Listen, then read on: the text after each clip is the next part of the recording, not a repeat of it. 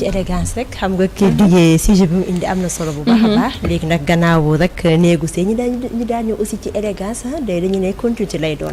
continuité comme ni nga ko waxee continuité lay doon ndax li ñu génn léegi muy négocier yu yëpp da ciy am solo te dafa nekk loo xam ne bokk na ci li nga xamante ne amaana mën na suqali wala mën na yokk dara ci biir sëy donc ñu wax ne seen truc mode et tendance tey rubrique mode et tendance tey élégance lañuy indil lan la ñu bëgg a xam mooy est-ce que maamu élégance dafa fan lañ ko mën a xamee ci doomu aadama ci solu la ci waxin la ci comportement la ci toogin la wala ci lan la nekk moo tax te ñu dalal suñu invité kii di Mamadou Dramé nekk professeur de philosophie waaye tamit professeur de psychologue nekk ki nga xamante ni rek mooy conférencier moom tey lañ fi dalal mu mën ñoo wax ci loolu ana moo élégance lan la ñu mën a wax ci élégance moo élégance ndax ñun jigéen ñi dañu am faiblesse mooy lan bu ñu gisee benn góor boo xam dafa sol costume bu jekk gis ngeen tey ni ma soloo ni maa ngi sol sama ensemble tailleur pour rek mën a marqué wallaay ndeysaan tey da ngaa élégance. waaw tey moom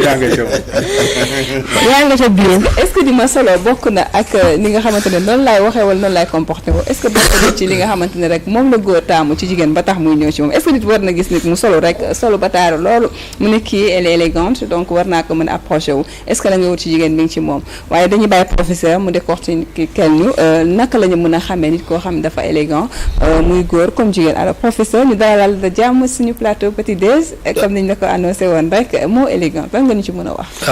Merci beaucoup madame. Donc c'est un sujet boo xam ne c'est très délicat. pour ñu mun mu ngi ci wax loo xam ne nii ça sera exact mais dañuy jéem a rek. def une analyse. bu si nekk joxe sa xalaat. élégance man balaa ma koy wax sax dama naan kan mooy moo yeeyoo moo bi. muy nit. nit. élégance man bu ma koy traduire si olof muy nite nit ak nite. nit ki yàlla da ko mooñaale ak ñaar. jëmm ak xel. mu roox li ñuy wax roox waaw roox. jëmm ji moom c'est le côté ostentatoire c'est-à-dire li ñuy gis. roox bi ak li nga xam ne moo ëmb jikko jeeg jëfin beeg comportement yëpp. loolu du loo xam ne dañ koy mën a teg ci table bi non duñ ko gis à l'œil nu. c'est comme si alxuraan li ñuy wax zahir ak batin. alors oui. nit mun na élégance ci par solom parce que solu élégance souvent bu may joxe cours man la si di wax élégance damay joxe l'exemple de Serigne Mansour Sy borom daara ji xam nga col nit yàlla da ko fonk ba nga xam ne moom moo war a delloo njukkal yàlla d'ailleurs dans l'islam on nous dit évidemment que Dieu est par essence le beau. il aime la beauté. yàlla dafa bëgg lu rafet yàlla bëgg xet gu rafet. yàlla ki mu gën a fonk ci ay mbindeefam. dafa bëgg mu respecter boppam. donc sur ce plan-là l'élégance physique. oui ça existe. mais ça ne traduit pas que qui a l'élégance physique. a l'élégance morale. élégance physique tu es élégante. monsieur avec sa chemise boo xam ne vraiment bu moytuwul ma sàcc ko. il est élégant. ñun yéen ñëpp vous êtes très élégant. de par votre physique. mais est-ce que habillement bi nga kii bi ça reflète ta personnalité. si je dis oui kon man mun naa la considérer parmi nous. kii moo la gën a doon sénégalaise que yow parce que yow élégance su tubaab nga ma jox. yaa ngi si kii mu ngi muuru kiyam et cetera donc foofu y a une différence. mais il ne faut pas récuser ça bul wax ne loolu amul am na. élégance physique te loolu yàlla da ko bëgg diine da ko bëgg. yàlla balaa ngay jàkkaarloog moom c'est mais pour rien mu demande ñu à ce que ñu def abolition c'est-à-dire ñu jàpp. mooy la purification de ñu rendre élégant nos organes. yow yàlla li ma teewoon lu dul yow bàyyi naa ko. lu ma doon def lu ma doon et cetera donc nga purifier sa kii. donc loolu lu am solo la nga sol xaftaan bu rafet. parfum bu jàkkaarloog yàlla. loolu am na beneen bi mooy l'élégance morale. c'est que dans la sociologie ce qu'on appelle les codes comportementaux c'est-à-dire naka nga mën a dundee yow de par ton sa élégance naka nga mën a dundee ci société bi ba ku la gis sopp la parce que élégance ñëpp li koy yundu mooy nit ñi sopp la bëgg la nga mën a vivre dans la société convenablement. alors loolu da lu koy indi mooy il faut que nga respecter d'abord la société les codes fondamentaux de la société. ñi nga xam ne dañ ne yow bul tux si mboolo bul respecter sa parent. bëggal sa jabar respecter sa jabar comme ñu ñëw si mbirum thème bi ñu génnee tuuti. loolu yëpp sa bokk na si. élégance. beneen bi nous avons ce qu'on appelle l'élégance religieuse. L'élégance religieuse mooy aji ki nga xam ne. jullit la. mu jéem je dis bien. kenn mënul def lépp moom mais mu jéem ku ko gis xam ne kii jullit la. aji chrétien bi ku ko gis xam ne kii kat. chrétien la aji juif bi ku ko gis moo xam ne kii juif la gis nga dañoo am benn borom xam-xam bu rëy bu nekk Sénégal un sociologue ku ñuy wax Djibi Diakhaté mu ne élégance mooy ndab li boo toggee sa ceeb ba mu kii war na rafet ceeb bi war na xonq nga jël jën bi am noo koy tegee même yow mu koy indi am nga noo war a mel am na noo ko war a mën a tegee loolu si élégance la bokk ceeb bi si biir nag cafka ga mooy l'élégance morale c'est-à-dire da nga ko war a togg ba mu ñor mu neex nga koy lekk donc Djibi Diakhaté noonu la schématiser l'élégance morale et intellectuelle am na beneen bu ñu wax l'élégance verbale c'est ce qu'on appelle la rhétorique loolu géwél yi ñoo koy am xam nga dafa am benn xam-xam bu rëy bu ne ñaar rek la rus si àdduna on l'appelle d'ailleurs Jean-Jacques Rousseau mu ne ñaar la rus si àdduna yàlla ak les sacs à parole et les sacs à parole ce sont les griots nee na parce que nee na yàlla par essence par quintessence c'est le pouvoir encyclopédique alors que le griot c'est le pouvoir verbal c'est-à-dire seul le griot a cette capacité intellectuelle de pouvoir décortiquer de par le verbe tout ce qu'il entend ou tout ce qu'il dit. Il entend l'inaudible et il voit l'invisible. Donc loolu éloquence verbale boobu am na ñoo xam ne tey fépp fu ñu waxee benn tam mën nañ si nga invité si ñaar kii wax ñu déglu ko kii wax mu soof nit ñi parce que il n'a pas cette rhétorique là yàlla mayut ko élégance verbale boobu donc ça également c'est très important donc pour résumer élégance physique oui élégance morale ou intellectuelle oui ou comportementale oui élégance verbale ou intellectuelle parce que nag gis nga tam si ñaan def noonu y a aucun griot analphabète et illettré géwél boo gis boroom xam-xam la parce que wax ñun ñëpp ko am nous tous nous avons les organes de parole ñun ñëpp nañu wax mu am nañu làmmiñ am nañu nang mais la nekk si biir ba nga génne ko ak na nga koy génnee la pédagogie kooku moom xam-xam la te xam-xam bokkul ak jàng mun nga jàng ba yëy kayit yi te doo am xam-xam connaissance ak savoir c'est pas la même chose donc la connaissance fait partie de ces éléments-là qui expriment l'élégance chez les griots donc 4 élégances yooyu de manière très ramassée moom la am mais man fi ma gën a appesantir mooy l'élégance sociétale c'est-à-dire dans la société il faut être élégant oui kii li ko yàlla may man nangul ko wàññiwul dara sama li ma am taar ji mu am nii te yàlla parce que nous tous personne n'a choisi la morphologie de ces organes yàlla tey bu ma laajoon sama nopp yi du ma ko xam nga kon du ko bindee nii bu ma laajoon sama bakkan du ko defee nii mais c'est parce que c'est inné c'est héréditaire dama ko war a accepter et accepter l'autre tel qu'il est conçu bokk na ci élégance beneen élégance sociétale bi mooy ñu bokk ndey ak baay parce que man gëwuma ci ñi wax ne liggéeyu ndey añu doom déedéet yaay day am fukki doom kenn ki di sàcc kenn ki di mandi kenn ki doon député kenn ki doon président de la République pourtant ñoom ñëpp benn yaay bi la mais daa bokkul ni mu leen liggéeyale non mais bu muy liggéey yaay bi bu muy liggéeyul ne non man bi lii ma def nii tey lii ma liggéey lii ma mayaan ndox tey sama jëkkër donc foofu élégance bi war a am foofu mooy que moi mayu yàlla may ki ñu bokk ndeeg bàyyi lii la yàlla may mbala nga nekk sama dëkkandoor lii la yàlla may man nangu ko parce que bu ma ko nanguwul élégant wu ma et je reviens toujours sur Al Maktoum nee na feebar bi gën a métti si àdduna te nga xam ne da nga koy ànd ak ba mu dugal la yow si bàmmeel mooy iñaan ak soxor àndul ak élégance donc élégance c'est l'essence et la quintessence de la vie pour avoir l'ataraxie et l'apathie c'est-à-dire am cette tranquillité de l'âme. Il faut être élégant dans tous les docteurs, dans tous les secteurs de la vie. su ma la déggee sa biir wax élégance nekkul rek ci solo nekkul ci comportement nekkul rek ci mélastiku comme ni ko léegi xale góor yi defee ñoom Mbaye Babacar ak yooyu di piis ak kii yooyu di màcc tuñ ak yooyu donc élégance dafa bokk ci su ma la déggee élégance noblesse la nit ki faut être noble pour que nga mën a accepter li nga xamante ne très bien savoir faire et savoir être voilà pour nga mën a nekk ci société bi donc dommage que loolu bokk na ci loo xam ne dafa nax saay maanaam dafa réer ci suñu réew actuellement nii ndax boo gisee ñaawte fii am waxin yeeg comportement yi ak ni nga xamante ne la ñenn ñi gisee seen morom yi ba tax nga jékkati ay tuumaak yu ñaar di ko teg sa morom donc loolu dafa nekk loo xam ne xëy na peut-être nit ki dafa amul élégance moo tax ndax parfois nga gis benn milliardaire wala benn millionnaire boo xamante ne day waxee noo xamante ne danga naan kii ak ni ko daraja bi ko yàlla may ak ni mu pourquoi muy waxee nii c'est-à-dire loolu dafa bokk ci loo xamante ne kooku amul élégance wala dafa ñàkk xam la wala nu mu demee noonu. waaw mais xam nga foofu damay indi rek benn jeunesse bu tuuti boo xam ne kooku également il ne pourrait ne pas être coupable. xam nga nit yàlla dafa bind doomu aadama jox ko xel. si biir xel mi ñun du xel moo ñu wuutale. sa xel mooy xelu kii mooy xel kii boo xëyee li ngay xalaat loolu lay xalaat. sangu parfum solu dem liggéey. mais si biir xel moom. yàlla daf si toqantal benn mbir ku ñuy wax l'inconscient. cet inconscient là yàlla xaajaat ko ba ñett mu benn partie bi mu tuddee ko le ça beneen bi le moi beneen bi le surmoi xam nga lu ñuy wutale ñun. mooy le moi li ñuy wax moi c'est-à-dire li def ñun.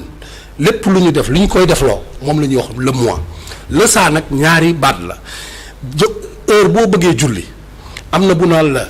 dafa sedd tëddal. bii na la julli day dem julli ji. ki lay def loolu baat bi lay def loolu ñaaw. wala xalaat bi lay def loolu ñaaw loolu la ñuy wax le ça. bi lay def loolu baax loolu la ñuy wax le moi. maintenant nag ñaar yooyu bu si ëpp sa doole rek bu fekkee ne le surmoi moo ëpp doole le ça doo élégant da ngay élégant ba faw. da ngay gëm yàlla gëm ndogalu yàlla nangul doomu aadama bëgg doomu aadama li nga bëggal sa bopp nga bëggal ko mais bu fekkee sa saa bi moo ëpp doole si surmoi bi c'est le cas contraire maintenant nag ba lan nañuy def ba sa surmoi am doole mooy diine nga am diine. mooy sa culture mooy sa njàng nga jàng li nga war a jàng. mooy également doylu bu ñuy wax nga xam ne ni au moins ces racines là nga xam ne sa cosaan jàngal nañ la jox nañ la ay vertus yoo xam ne da lay permettre à chaque fois que sa saa bi nee na la jógal bul julli nga xalaat li yonentu yàlla sallallahu alayhi wa sallam wax li Baye Niass wax li Serigne Touba wax li sëñ Babacar wax nga ne xaaral yow du ma la déglu man damay dem julli ji sedd na ngelaw bi neex na mais damay julli ji. donc élégance boobu parfois nit ku ko ñàkk mooy par l'ignorance nga xam ne xamul. xam nga tey borom alal ji nga xam ne ni mu ngi waxee wax noonu jaaree sa xeeb sëñ bi. bu koy xool sax bu gaaree 8-8am wala 20-8am. yow nga wàcc si saretu mbaam du la def mooy doomu aadama. kooku am na lu mu wutale. bonul dafa xamul. parce que bu xamoon éclairci ou éclairé par ce qu'on appelle les fondamentaux de la religion. religion bi la wax ne man yàlla maa moom sama ngëneel fu ma neex laa ko jëm mayewuma dama able. mun naa la dox tey léegi. suba ma ñàkk loola. borom alal jooju bu ko xamee si boppam. wallaay du la xeeb yow mu ñàkk. professeur docteur fii xam nga lu ñu constat bi ñuy def comme par exemple joxe nga exemple borom alal tey nga gis borom alal bu solee costume bu baax. xam nga nekk ci oto bu rafet dañuy ak élégant. mais bu ñu gisee kam te ne amul alal maanaam néew du doole loxoom jotul ci ginnaawam. bu ñu ko gisee dañ koy xeeb maanaam bu ñoom ñaar bu ñu taxawee dañ ne kii mooy élégant bi kii n'est pas élégant. société bi noonu lay tëddee. mooy de manière ostentatoire c'est-à-dire de manière virtuelle. et éphémère parce que kee si solu ga la mais ñoom ñaar ñooñu boo leen toppee. toogal déglu leen. borom kos bi ak borom yére bu mel ni sama bos. ñu jëf. di nga am xëy na man ma gën koo élégance bi nga gisoon si solu ga. man ma gën koo élégant moralement et comportement. waaw da ngay mais est-ce que l'élégance bi nga bari na Sénégal parce que j'ai l'habitude may wax ne. tey bu ñu fi rëkkoon benn musique. ma waaxu Mbaye Babacar waaxu. mu wogu ma wogu. fekk moom daa gaare 4x4. moom dañ koy juger de ndeysaan Mbaye Babacar ak a woyof. man dañ may juger na ñàkk fayda. évidemment pourtant man ak moom yëpp ñoo feccandoo. évidemment moom dafa yor xaalis. waay moo tax ñu ne daa woyof. malgré li mu yor xaalis yëpp ndeysaan gis nga ni mu woyofee. man nag dañ may juger comme ku ñàkk fayda. te mu wuti xaalis. ma nekk fii di fecc. kon est-ce que maanaam élégance bi ñuy woote ñun sénégalais est-ce que mi ngi ci ñun. bi ci des mooy en 94. Youssou Ndour génne woon na fi benn morceau mu bokk ci album Wammat. mu tuddee ko Oh Boy. mi muy wax booy defar mi ngi xalaat. booy nelaw mi ngi xalaat. booy defar mi ngi xool.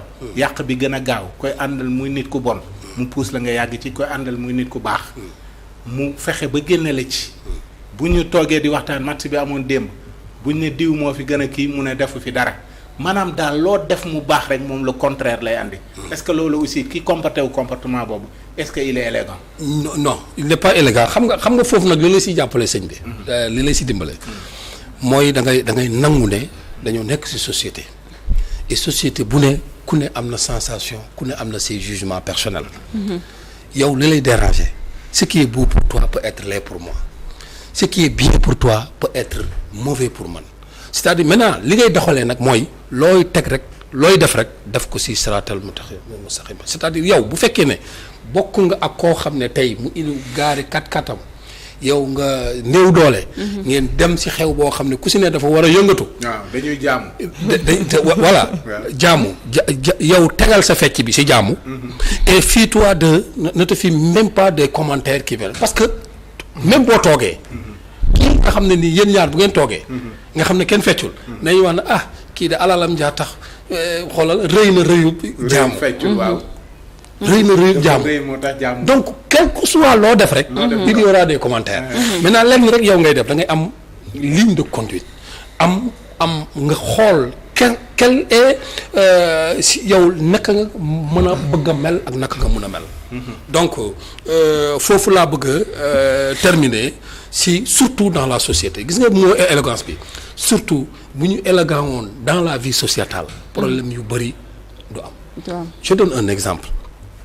tey dans la scène politique comme par exemple man bokk APR yàlla fal ku bokk Pastef mais bu fekkee élégant na ñaar laa war a jikkooyee benn bi bu fondamental bi mooy war naa mën a jox yàlla cër bi nga xam ne joxe na ko moom boo wanee ñu ni Bassirou Diomaye mooy sunu président de la République quel que soit l'appartenance politique bi mu mën a am war naa si bàyyi xel mooy diine ba ñëw te yàlla kat nee na du jox ndomba tànk ku mu fonkul te yàlla wax nañu si alxuraan ne dañoo war a jox cër aji ñi ma jox cër donc kon foofu doo wax lu ñaaw Diomaye doo ko saaga doo ko xoolee lu ñaaw da nga koy xoolee ni kii tànneefu yàlla la même si nag bu wax dëgg jotee ma wax ko avec élégance man kat d'accorduma si lii bu ma sañoon ñu defee nii bu ma sañoon ni nangam mais saaga du si am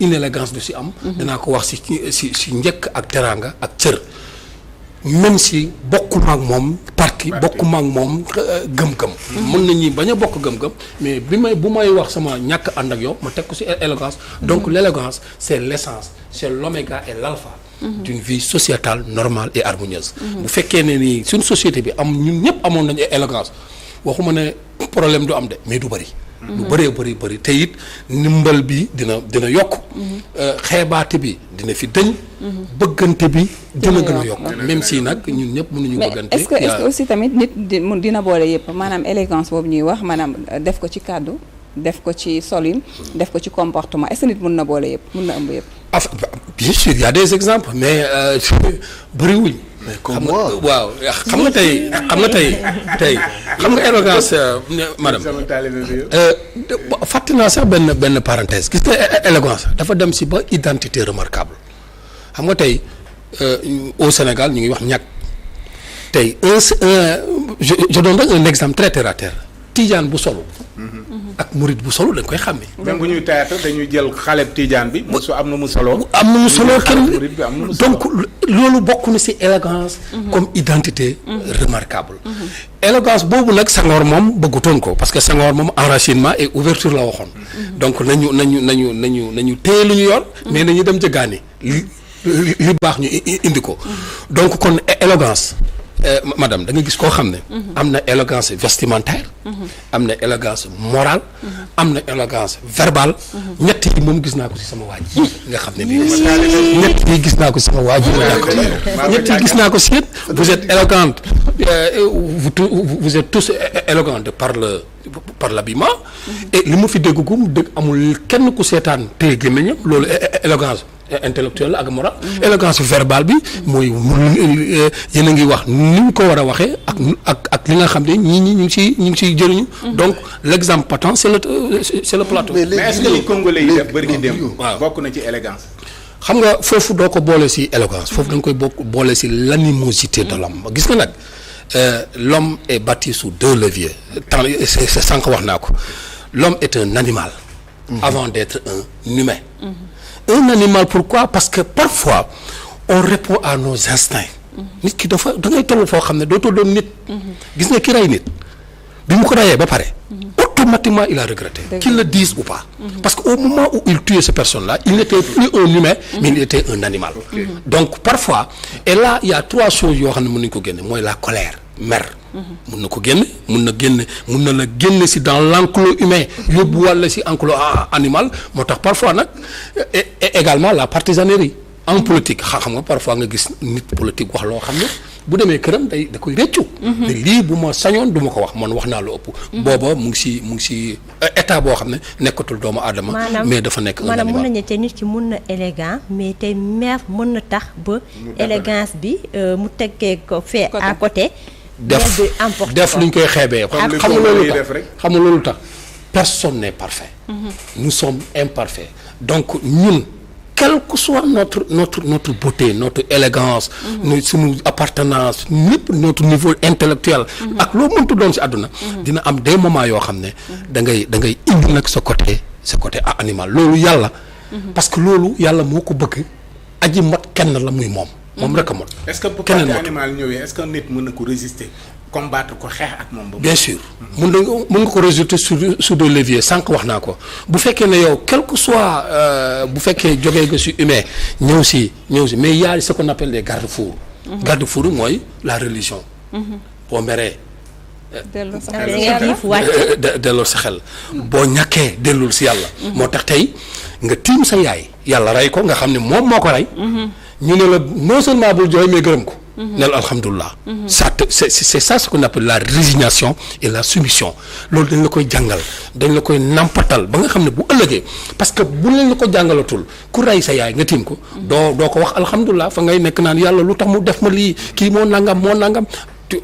boobu nag bu fekkee c'est l'islam des na beneen bi mooy la culture itam dina tax yow boo nekkee ci état animal nga mun a résister ba doo def dégâts yu ëpp yi tey am na culture yoo xam ne dañ lay jàngal doylu dañ lay jàngal moytu dañ lay jàngal jom jàngal la muñ jàngal la fulla jàngal la fayda jàngal la fit extra tout ça ce sont des valeurs yoo xam ne dalay tax yow nit ki nga nite te tant que nit ki yaa ngi nite même si sa biir nite di sa nite ga dina la niteel ba nga xam ne da nga nekk nit koo xam ne doo def lu dul defuk nit. alors bu ñu la déggee ci say kàddu élégance yamul rek ci solo yamul rek ci toogin bu jekk comme ni ma toogee nii gis nga ni ma toogee nii yamul rek ci li nga xamante ne rek mooy ci wax bu dal waaye dafa bokk ci yi nga fi joxe yëpp exemple ci maanaam ci tënk noblesse la nit boo noblee da ngay nangu lépp loo xam ne rek suñu borom dogal na ko alors ban conseil rek nga ñu mën a jox ñi nga xamante ne ñoo nekk ci en couple élégance